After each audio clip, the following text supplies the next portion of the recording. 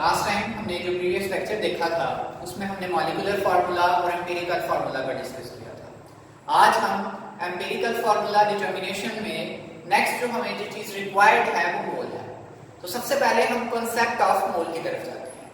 Concept of mole को समझने के लिए जिन चीजों की हमें जरूरत पड़ती है वो बेसिकली न्यूमेरिकल्स हैं। उन्हें सॉल्व करने से पहले हमें फॉर्मूला डिराइव करने पड़ेंगे और ये चीज अंडरस्टैंड करनी होगी कि मोल है क्या। तो मोल बेसिकली एक एसआई यूनिट है, सिस्टम इंटरनेशनल यूनिट है, अमाउंट ऑफ सब्सटेंस को रिप्रेजेंट करने का। क्या आप किसी भी सब्सटेंस की अमाउंट को, एटम्स की अमाउंट को, मॉलिक्यूल्स की अमाउंट को, आयंस की अमाउंट को रिप्रेजेंट करना चाह रहे हैं तो आपको एक यूनिट रिक्वायर्ड है। तो आप वो यूनिट जो यूज करते हैं वो हमारे पास कौन सा है? मोल का, अमाउंट ऑफ सब्सटेंस के लिए। तो यहाँ पे हम कॉन्सेप्ट ऑफ मोल को समझने के लिए मैं बाद में इसकी डेफिनेशन की तरफ आऊंगा कि हम मोल कहते किसे हैं। पहले हम थोड़ा सा इसके एलैबोरेशन की तरफ आते हैं ताकि आपको समझना जो है वो आसान हो जाए। तो ये देखिए, मैंने यहाँ पे एक वर्ड लिखा है एटॉमिक मास। इसका क्या मतलब है कि अगर मेरे पास हाइड्रोजन है तो हाइड्रोजन के एटॉमिक मास के बारे में आप क्या जानते हैं कि हाइड्रोजन का एटॉमिक मास हमने पढ़ा था कि ये 1.008 एटॉमिक मास यूनिट है।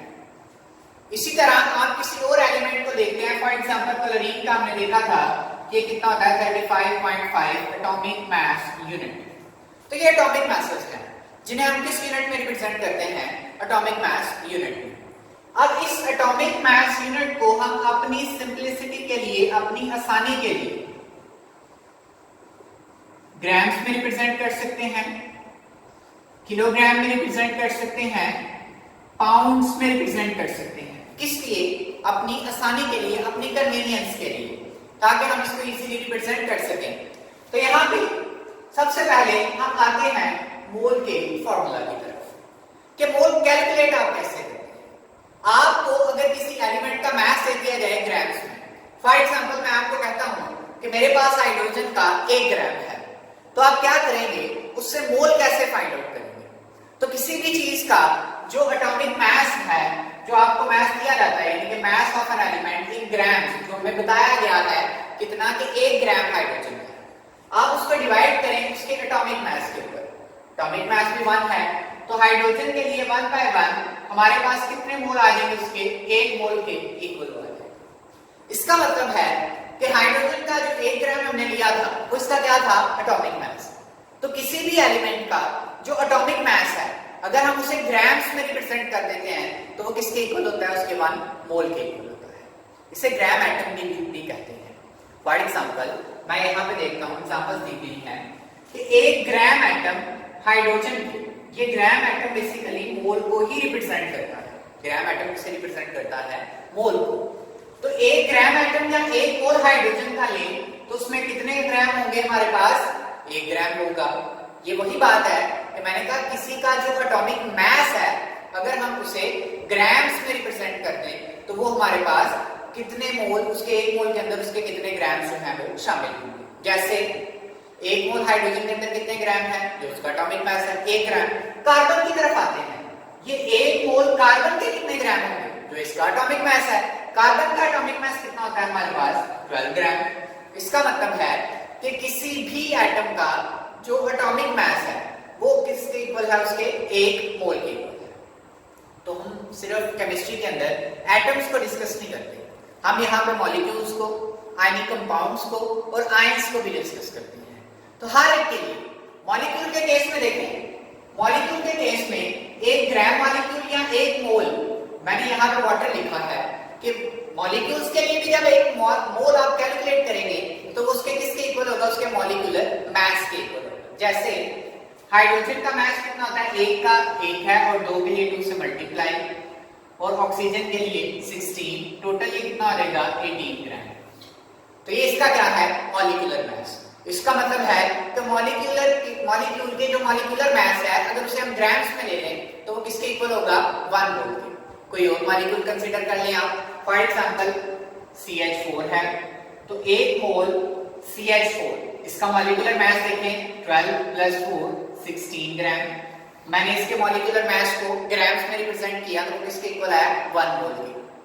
एटम के लिए भी यही था, एटम का एटॉमिक मास, मॉलिक्यूल का मॉलिक्यूलर मास, ग्राम्स में रिप्रेजेंट कर दें तो वो किसके इक्वल होता है 1 मोल के।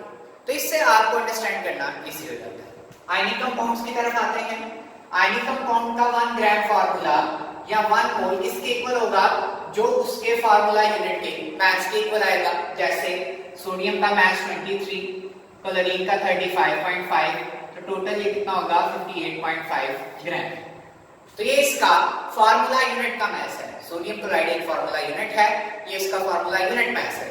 मैंने इसे ग्राम में रिप्रेजेंट किया तो वो किसके इक्वल हो जाएगा उसके 1 मोल के। एटम के लिए, मॉलिक्यूल के लिए, आयनिक कंपाउंड के लिए जिसका जो भी मास है, एटम का एटॉमिक मास, मॉलिक्यूल का मॉलिक्यूलर मास और आयनिक कंपाउंड का फार्मूला मास, हम इन सब को जब ग्राम्स में रिप्रेजेंट करेंगे तो वो किसके इक्वल आएगा 1 मोल के इक्वल आएगा। ऐसे ही हम आयंस के लिए एक मोल कैलकुलेट करना चाहते हैं। मैंने यहाँ पे एक आयन लिखा है OH नेगेटिव हाइड्रोक्सिल आयन।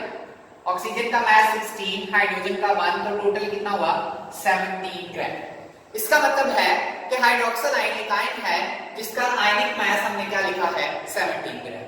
तो आयन का आयनिक मास अगर हम ग्राम्स में रिप्रेजेंट कर दें तो वो किसके इक्वल होगा 1 मोल के।